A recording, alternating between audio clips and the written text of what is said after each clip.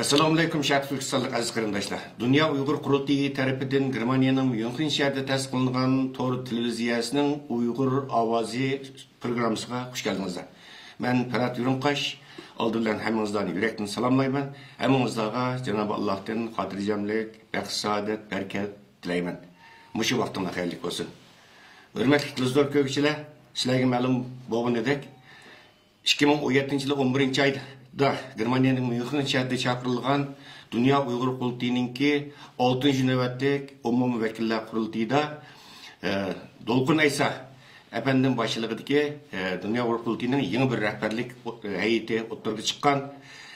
Shundan buyon nurli chetlardan muajirat qarindoshlarimiz Dünya Uyghur Qurultayiningki 6-cı navbatlik umumiy vakillar qurultayini va Dolqun Aysa efendimninki Dünya Uyghur Qurultayiningki raisligi saylanganligini bir yeni davrning milliy hareketimizda bir yeni davrninki boshlanishi deb qarab kelgan.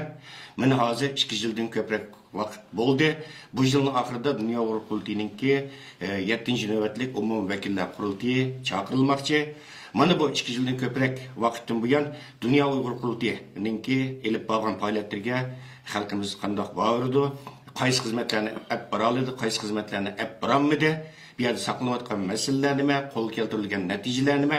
Bu jihatda sizlarni atrofli ma'lumotga ega qilish uchun bugungi bu suhbat programmamizga nihoyat qimmatli bir aziz mehmonimizni taklif qildik. U bo'lsa-mu hozir Amerikada istiqomat qilib turayotgan Dünya Uyghur Qurultayiningki quruvchi a'zosi va qurultayiningki bosh taftishi Abdukim İdris efendim. Hürmetli Abdukim İdris efendim, otaytın vaxtınızı çıkarıp ziyaretimizi kabul kılganlığınız için sizge Allah'a rahmet eytimen. Hoş geldiniz. Rahmet, ben bütün ekran altındaki qarindoshlarımga Allah'ın salamını yollayayım. Assalamu alaikum. Ve bu sizlerinki Dünya Uyghur Qurultayı tepsi heyetiga bu fırsatını berganligingiz için rahmetimni bildiriyorum. Rahmet Abdukim efendim. Hem de siz Dünya Uyghur Qurultayiningki en yüksek nazoratchilik organı bo'lgan Dünya Uyghur Qurultayı teftiş heyetininki reislik vazifasini o'tab kelyapsiz. Siz o'zingiz bir teftiş heyetininki reisi bo'lish sifatingiz bilan Dünya Uyghur Qurultayiningki bu 2017 yil 11 oyda chaqirilgan 6-cı navbatlik umumiy vakillar qurultayidan buyon bo'lgan mayli siyosiy jihatdan bo'lsin, xalqaro siyosatlarda teşkili cihetten olsun, ictimai cihetten olsun, iqtisadi cihetten olsun, yapılan hizmetlerine umumi cihetten bu siz kandak bağırız tepti şehitlik vakaltı? Başta ruhsat kılsanız bu tepti şehidi de ben baş teptiş olsam mı ben bilen birge hizmet kılıvatkan bizden muavin teptiş Ferhat Yakup efendim var, Polat Sayım efendim var. Bu biz 3 kişiden terkip tapkan bir tepti şehitimiz. Biz bütün meselelerini iniqlaşta, karar kılışta, bazı problemlerini hal kılışta davamlı məsləhətləşib iş qılımız. Bu dostlarımның bu xizmətlərini ait yaxşı qılıyatqanlığından bütün yurttaşlarımızga bir məlumat verməkçimen. Hem de biz bu teptiş heyeti Dünya Uyghur Qurultayiningki 2017 noyabrda bizge bu vazifeni tapşırgandan beri hep bilayotgan hizmetlerimiz köp. Ama biz bunu elbette bir teşvik kılıdığımı bir hizmet emas. Bizdeki teptiş heyetinin hizmeti asas cihetten Dünya Uyghur Qurultayiningki siyasi, iqtisadi, teşkili ve maliye taraflarına nazaret kılış, küzütüş, aradaki problemlerini hal kılış. Bilginizde 2017'ninki bu Dünya Uyghur Qurultayı 2017'nin ahirde açılışının aldıdaki muhaciretteki Uygurların arasında bolup mu Dünya Uyghur Qurultayının içinde çok bir cidal maceralar boğunu hakikat. Bunu köz yumanmayız. Ama 2017'de noyabrda yeni Dünya Uyghur Qurultayı rehberliği saylanğandan keyin bu talaş tartışmalara hatimi biri. Bizning Sharqi Turkiston xalqining birdan bir düşmanı bo'lgan kommunistik Xitoy hokimiyatiga nishonimizni qaratib ve yurtimizning to'rt bir uçida anamizni, atimizni, singlimizni, qarindoshlarimizni göre gelib olgan bir devlet şeklinde emas, hatta mafiyadan beter bo'lgan bu rejimge taqabul turishni biz xalqarada başlattık. Bu yerda yani bunda qilib aytgan vaqtida bir yılınki 2017'den 2018'ge kiriş bilan bu retki düştü deb qarayman. Onun keyin elbette bizdeki siyasi hareketlerimiz oldu. Bütün anılarımız kuch-kuchlarga tökeldi. Teşkilatımızdaki reisimiz Dolqun Aysa efendim bu lager meselesi çıkkandan keyin mutaxassislar bilan maslahatlashdi. Biz Amerikada xabarimiz var, Amerikaga bir qancha qatim keldi. Kelib, yani K Street'te bir ko'cha var, bunun bütün lobbyistlar turdi. Ular bilan so'zlashdi, ulardan maslahat oldi, hatto pul berdi. İcraiyat reisimiz Ömer Kanat efendim, kanuni maslahatchimiz Nuri Türkel efendim, Qurultayning baş maslahatchisi Doktor Rishad Abbas, bizning Qurultay Xitoy ishlar bo'limininki mudiri İdşat Hasan efendim, Ruşan Abbas Hanım ve nurg'un qarindoshlar bilan maslahatlashib, bu meseleni qanday hal qilamiz deb 2018 3. aylarda bunun nimasini sağan, urug'ini sağan. Mana hozir kadar bu iş devam qilyotadi. Umid qilamizki, Xudoyim buyursa bu bir yaxshi natijalansin deb qaraymiz siyosiy tarafdan. Tashkiliy jihatdan albatta bu bizniki 2017'ning oxirida saylangan heyetlerimizning arasida inoqlik, ittifoqlik bo'ldi. Ammo shuni unutmasligimiz kerakki, bizmi inson. Qurultayning ichidagi bu rahbarlarning har biri bunda degan vaqtida bir şiir yoki bir omega desak bo'lachu. Har birininki tashkiliy qobiliyati bor, rahbarlik qobiliyati bor, liderlik qobiliyati bor insonlar. Bularning birga kelgan vaqtida albatta ba'zi vaqtida yaxshi ish qilish tarafdorlarda surgunishmi bo'lma desak bo'lmaydi. Bo'ldi. Biz tapishaydigilar ishni nayt chim tutdik. Sizning xabaringiz bor. Siz tashkiliy ishlardan mas'ul Dunyo Uyg'ur qurultiyining muavin raisi. Nurg'un masalalarni biz o'z vaqtida chora tadbirlarimizni qo'llandik. Aradagi qarindoshlik, sabdoshlik bu munosabatlarni yaxshiladik. Dunyo Uyg'ur qurultiyininki maliya masalalari kelgan vaqtimizda Dunyo Uyg'ur qurultiyininki maliya ishini hozir qadar bu Germaniya merkezge 2 qatim tapish heyeti hayat ivatib ve qurultay rahbarlarininki merkezi qurultay rahbarlarining qizg'in hamkorlashishi bilan buni tekshirib keldik. Bizning muavin tapishimiz Polat Saim keldi. Ta Avustraliyadan kelib bir qancha kun bu yerda ishxonadagi bütün kirim chiqimlarni ko'zdan kechirib o'tdi. Yeni muavin tapishimiz Parat Yaqub buni yaqinda Norvegiyadan kelib Myunxda bu tekshirishlarni olib bordi. Men bu da bu yerda bo'lib o'tibdimiz. Biz qarindoshlar bilan so'zlashib qaraydigan masalalarga qarab o'tibdimiz. Bu şekilde olib beryapmiz. Yurtdoshlarimizningki taftish heyeti bilan bo'lgan munosabati nihoyat yaxshi. Biz qurultayda olgan qaror bo'yicha taftish heyeti shikoyatlarni yozma shaklda qabul qildik. Yazma şekilde berilgan shikoyatlar qattiq maxfiy tutildi. Kimdan kim ustidan qanday shikoyat qilganligini hech kimga demadik. Ve Dunyo Uyg'ur qurultiyi taftish heyeti bir arxiv turg'izdik. Qurultayninki rahbarlari ichida bo'lsin, sirtida bo'lsin, da'voga munosabatli har qanday insonlar to'g'riliq bir arxivimiz var bizning. Bu arxivni yaxshi olib ketib boramiz. Bu şekilde devam qilyapti xizmatlarimiz. Rahmat. Endi benim bilishimcha Dunyo Uyg'ur qurultiyininki bu rahbarlik heyeti 3 organdan tashkil topgan. Birisi Dunyo Uyg'ur qurultiyi raisligi, birisi Dunyo Uyg'ur qurultiyi ijro komiteti, birisi Dunyo Uyg'ur qurultiyi taftish heyeti. Endi taftish heyeti Dunyo Uyg'ur qurultiyininki nizomnomasi bo'yicha tarafsiz, hozirgacha tarafsiz bir pozisyonda, tarafsiz bir vazifasi bor. Hakikaten Dunyo Uyg'ur qurultiyininki qilayotgan nimalarim tez. Endi bu yerda shuni eslatib qo'ygim keldi. Ba'zi qarindoshlarimiz stansiyamizga ko'p qatim xat yozib Dunyo Uyg'ur qurultiyining rahbarlik heyeti, rahbarlik qurilmasi haqida ma'lumot berishni ta'kidladi. Chunki Xitoyning yer shari vaqti gazetida yaqinda e'lon qilgan maqolasida Dunyo Uyg'ur qurultiyininki siz o'tgan shu ishxona 3. qavat bilan ishxonasi sirtdan oddiy bir binoda o'tirdi deb hatto Google'dan xaritasini tushirdi bizniki ishxonamizniki. Andan keyin bu yerda 4-5 odamning ishlayotganligini qurultayni shunday kichik tushirish uchun buni dedimdi. Şun bir yerda televizor ko'rishimiz bor, ma'lumot berish to'g'ri keldi. Dunyo Uyg'ur qurultiyininki ijro komitetida 30dan ortiq ijro komiteti a'zosi var. Bu ijro komiteti a'zolari 18 davlatda faoliyat qilib kelyapti ve Dunyo Uyg'ur qurultiyininki qonunida mayli reis, Dolqin Aysa efendim, 2 muavin reis va taftish heyeti va 2 muavin bosh taftishi va andan keyin 4-5 nafar oliy maslahatchi va 3 vakolatchi, alayda vakolatchi ve başka türlü bir yerda komitetlar var. Diniy ishlar komiteti, ichki ishlar komiteti, qurultay fondi, andan keyin bu kishilik huquq komiteti, muhacirlar komiteti, medeniyet komiteti, ma'rif komiteti, sayya ekologiya komiteti, Xitoy işleri komiteti degandek shunday komitetlar bor va bularningki mas'ul mudirlari bor. Hammasi buningki mudirlari, ijro komitetining a'zolari, hurmatli Luzorkovich, bu haqda yana tafsiliy ma'lumotga ega bo'lgan insonlar Dunyo urug' qurultiyiningki to'r sahifasiga kirsanglar, Dunyo urug' qurultiyining to'r sahifasidan Dunyo urug' qurultiyiningki rahbarlik hay'atininki to'liq tizimligini bu yerdan ko'ra olasizlar. Xo'sh, Abdukim efendim. Endi siz Dunyo urug' qurultiyining taftish hay'atininki raisi bo'lish sifatingizdan siz ommadan fikr elishishni asos qildingiz.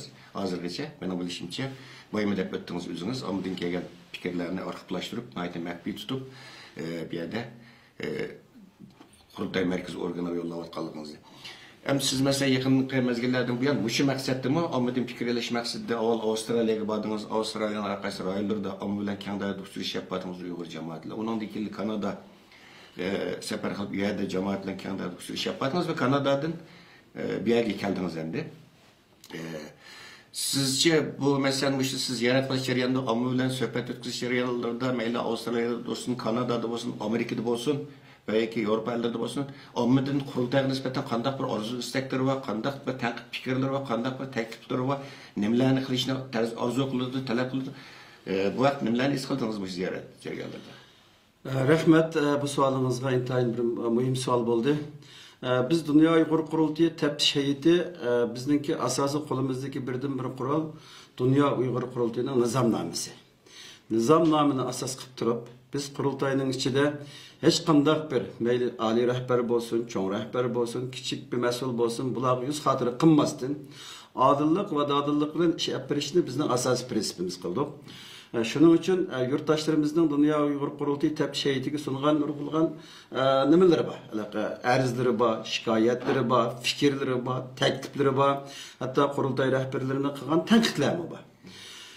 Biz bunu asas qilib turib, ben başta biz Dunyo Uyg'ur qurultiyi baş taftish bo'lish sifatimiz bilan Yaponiya, Avstraliya, Avrupa, mesela Belgiyaga bordik, Gollandiyaga bordik, Germaniyaga keldik, shunaqa, Turkiya ve Kanada degandek, o'zim Amerikada yashayman. Bu yerlarda nurg'un insonlar bilan, qarindoshlarimiz bilan uchrashdik. Dunyo Uyg'ur qurultiyininki rahbarlik hay'atini men taftishga ko'z qarashi nazarida mundaq bir desam to'g'ri bo'ladi. Dunyo Uyg'ur qurultiyining hozirgi hay'ati nay talantliq. Yurtimizningki ta madrasalardan, universitetlardan, hatto turmalarda yetib chiqqan insonlar rahbarlik qilayotgan bir tashkilot. Bu tashkilotdagi hozirgi rahbarlarning birdan-bir orzusi Sharq Turkiston milliy da'vosi, yurtimizning mustaqilligini qaytarilish. Bu yo'lda kurash qilib ketib boradi. Bular xato qilmamdi? Albatta xato qiladi. Chunki azmas bir Alloh deymiz. Xatolikni ama bularning eng alohidagi xatoligini e'tirof qiladi. Dunyo Uyg'ur qurultiyida ba'zi egizpas gap so'z bo'lsin, harakatlar bo'lsin, bo'lganlarni biz o'z vaqtida xalqimizning ijobiy bergan tanqidiy fikriga asosan ba'zi munosabatli rahbarlarimizdan ayrim paramlashdik. Ular o'zini tuzatdi va ish harakatlarida buning natijasini ko'rdik. Ijro hay'atiga sundik, yerda qarorlar chiqdi. Bu shaklda bo'lyapti. Dunyo Uyg'ur qurultiyininki tutgan bir prinsipimiz bo'ldi bu 2 yil jarayonida. Biz hamma jamoatni yoki hamma tashkilotni Dunyo Uyg'ur qurultiyiga kiringlar degan tashviqotni raisimiz qilmadi. Dolqin Isa, Dunyo Uyg'ur qurultiyi raisi Dolqin Isa apandimninki rais bo'lib qilgan nutqi, Münxendagi nutqi hammamizning esimizda turibdi. Sharq Turkiston da'vosi her bir Sharq Turkistonlikning da'vosi. Uyg'urdan, Qozoqdan, Qirg'izdan, Tatar, Tojik hammasining da'vosi. Hammanglarning ish qilishinglarni umid qilamiz. Mijozinglar, xulqinglar, xuyinglar, yo'linglar, uslubinglar kelishadigan insonlar bir-biringlar bilan birlashib ish qilinglar. Bir-birimiz bilan haplashmaydi, Xitoy bilan haplashaydi. degan bu siyosatni tutdi va bu siyosatni mangdi. Bu şekilde biz mayli Yaponiyada bo'lsin qarindoshlarimiz bilan so'zlashdik. Qarindoshlarimizningki qurultayninki qarash qimmatini qo'g'daydiganligini, qurultayning yanida bo'ldiganligini, lekin ba'zi qurultay rahbarlarininki qilgan xatoliklarini va uni tuzatmasi bo'lmaydiganliklarini dedi. Biz bunu hatırladık ve o rehberler bilen sözleştik ve qurultay reisligiga ve icraiyetiga sunduk bu nimalarimizni. Neticesi mi bo'ldi? O'xshashlar Avstraliyada mı? Yurtdoshlarimizningki savollarga javob berdik, ba'zi takliflarni qabul qildik. Bu yakında Kanada'da mı? Okşaş işler buluvatıdı. Buna degende bu Dünya Uygur Kurultayı bu Xitayninki Google Earth arkalık kösetken bu bir yerdeki işxana yoki bir qancha da adamdan terkip tapmayıvadı. Ben şunu gördüm ki Dünya Uygur Kurultayı için fikrini oylap, ma Kurultay munda qilsa munda bo'latdi deb o'ylangan insonlarning dunyoninki 7 qit'asining har bir yerida ko'rgandek bo'ldik-chi. Biz bağa yerinin hammasini ko'rdik. İnsanlarımız munda qilsa Dünya Uygur Kurultayı to'g'ri ish qiladi, munda qilsa iqtisodiy masalalarni hal qiladi. Madem ishlasak munda foydasi bo'ladi, ma masalani munda hal qilsanglar bo'ladi. Her problemni problem ko'rmanglar. Bazı problemler biz için bir chance, talay, onun faydalanishimiz kerak deb bizga ijobiy fikr bergan nurg'un qarindoshlarimiz bor. Shuning uchun bu qurultay bir davlatdek ish qilayotgan qurultay. Bu qurultayninki diplomatik tashqi ishlar ministrligida ish qilayotgan, ba'zi mustaqil davlatlar qilolmayotgan ishni Birleşken Milletler Teşkilatı'da bo'lsin, Amerika Kongresi'de bo'lsin, Avrupa Birliği'de bo'lsin, olib berayotgan bir halimiz var bizniki. Bizniki hozirgi taraqqiy qilgan dunyoda mushu dunyo mediasiga taqobil turib fikr yaratadigan, fikir ishlab chiqargan, qanday fikrimizni, mesajimizni bersak mangdigan bu shaklni qilgan bizning talantli qobiliyatimiz bor. Onun üstüne Dünya Uygur Kurultayı fakat münihtilen bir kurultay emas. Ben şunu gördüm ki her devletke bassak Dünya Uygur Kurultayı'nın rehberleri var. Mesela özünüz bilginimizdeki Amerika'da Dünya Uygur Kurultayı'nın en güçlü timi var. 7-18 kişiden terkip tapkan, okugan, bilgen, doktorluk algan, advokatlık algan, siyasi tarihi 30 yıl, 40 yılga tayinadigan bütün inkılabi sahnelerde bo'lgan insanlarımız var. Merkezde mi şundak buldu? Başka yerlerge basa kurultay için fidakarlık kılgan nurg'un qarindoshlarimiz var. Şunun için bu kurultay halkning kurultayı, ammening kurultayı, bu kurultayning ötülgen hatalıkını kurultay rehberlerinin tuzitish majburiyati var. Muşu münasebet bilen ben bütün qarindoshlarımızga qurultayga meyli ijobiy tanqidiy fikringlar bo'lsa, taftish heyeti bilan aloqalashib, yozma shaklda bizga suninglar. Biz buni aniqlab, nizomlarimiz bo'yicha milliy manfaatimizni o'ylab turib, hal qilishni, chora tadbir ko'rishni sizlarga biz va'da qilamiz. Rahmet Abdülkim, İdris efendim, belki etraflı malumatınız için mesela bir yerde yan bir mesele var. Bayım dep öttüm. Sen tepkiş eğitimle Dünya Uygur Kurultayı'nın en yüksek nazaretçilik organı. Hazır kadar Dünya Uygur Kurultayı'nın hazır kadar yıllarda bir her katımlık işlevatkan kurultayları vekil saylaş meselesi de izcil türde bazı amedinin ki ciddi bazı inkasır uçurak geldi, hatta tenkit edip uçurak geldi bu cihette. Hem de bu yılın ahire Dünya Uygur Kurultayı'nın 7. nöbet umumi vekiller kurultayı çağrıldı. Bu vekiller kurultayı qatnashgan vakillarning salohiyatini aniqlash, nazoratchilik qilish ishimiz sizlarniki Dünya Uygur Kurultayı'ga taftish hay'atining xizmat doirasiga kirdi menimcha. Bu jihat sizlarniki ideya jihatdan qanday tayyorlig'inglar var masalan bu navbatdagi ishlangan qurultay vakil tanlash masalasida. Biz elbette bizdeki asasi kuralımız, bizdeki asasi prensipimiz Dünya Uygur Kurultayı'nın nizamnamesi. Biz bu nizamname boyunca iş yaparımız. Nizamnamede iniq deyilgen. Kurultayının vekilleri qanday saylanıdı, qanday adamlar vekil buludu, bu davaga qanday hassini qatıdı deydi.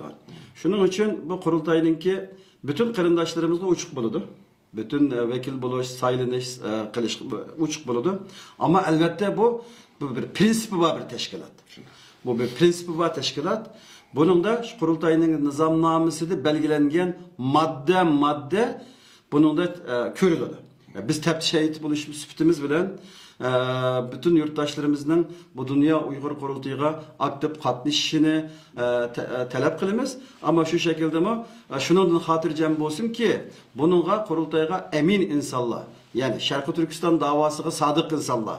Şarkı Türkistan davasını birinci orunda koygan insanlar. Şarkı Türkistan davası üçün maddi ve manevi katkıda bulgan insanlar. Şarkı Türkistan davasına hıyanet kılmagan insanlar. Şarkı Türkistan davasında küreş kılgan insanlara hakaret kılıp avar olmagan insanlar. Ama fikir ihtilafı başka ihtilaf. Bu nesile kurultay nizamnamesinde iniq deyilgen. Biz bunu şu şekilde tutumuz ve işlerimizde yaparız inşallah. Rahmet Abdülkim efendim, ahırda sizin soraydıgınım şu. Mesela bu iş Dünya Uygur Kurultayı kurulgandan buyan bu bakmagan bir işti. 2017 yıl 11. çapıldığı 6. nöbetlik umumvekiller qurultaydan keyin sizlar taftish heytinglar yangi taftish heyti bir taklif loyihasi sungan. Ya'ni har 6 oyda bir qatim 3 kategoriya bo'yicha. Ya'ni bu da'voli fidokorlik ko'rsatgan qurultay rahbarlari, qurultay tarkibidagi tashkilotlar, shundaqla aktiv siyosiy faoliyatchilar. Shu 3 kategoriya bo'yicha har 6 oyda bir qatim mukofotlash tüzümünü yol qo'yish haqida taklif berganlar va takliflar ijro komitetininki ma'qullig'idan o'tib, hozirgacha biz ishlar davom etib kelyapti. Bu vaqtda nurg'un ommadan yaxshi inkoslar bor, ammo ba'zi inkoslar borki, deydi bular vatan millat da'vosi uchun xizmat qilish bu insonlarga majburiyati, ularni mukofotlashning nima ahamiyati bor, nima zurriyati bor deydigan ba'zi inkoslar bor hamda. Sizlar bu mukofotlash tuzumini yo'l qo'yishninki maqsad nima, buning ahamiyatiga qanday qarasizlar, unimiga qanday qarasizlar? Biz elbette Şarkı Türkistan davasına hizmet kılan insanlarınki mükafatını Cenab-ı Allah'ın birdiğallığa çin dilimizin işinimiz. Bu ve kurultay rehberleri ve sırtındaki kırındaşlarımız mı bunun için küreş kılvatkallıklarını, iman için, vicdan için, milli mecburiyet için kılvatkallıklarını bilimiz. Ama şunu bilişimiz gerek ki hizmet kılış ceryanında tergip teşvik kılış bir prensipimiz var. Bunun da kurultay için hizmet kılgan, masajıga ep bağan, itaat kılgan ve kurultayınki izzet abroyunu qoğduğan düşmanını iniq belgilegen. Yani Xitayni nazarda tutup durup, Xitay hakimiyetini nazarda tutup hareket kılgan bu qarindaşlarımızga bir oturda hizmet kılış jarayonida raqobat bo'lsin. Taxim men yaxshi hizmet qilay, men mukofotga erişay degan bir ish bo'lsin uchun buni qurultay ijro etadi olgan qaror bo'yicha bo'lgan. Biz bu şekilde hozir qadar ko'rsatgan nomzodlarimizni biz o'zimizlar ko'rsatmadik.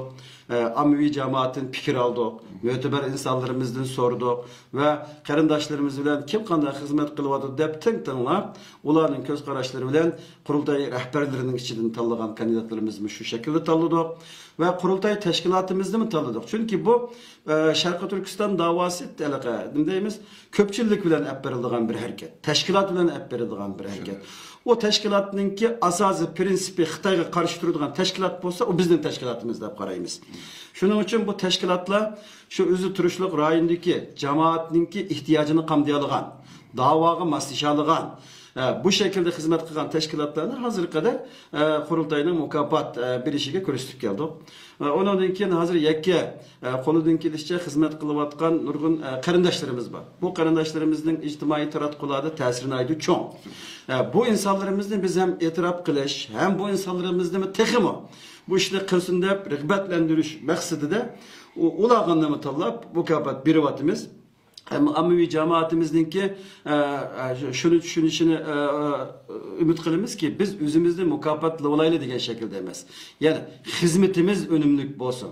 Qanday qilsak bu az bir iqtisodiy imkoniyat bilan nadir tepeladigan bu kadrlarimiz bilan üstümüzge tushgan bu yükni tuşa alışımız gerek. Bu davanın ihtiyacını qamday alışımız gerek.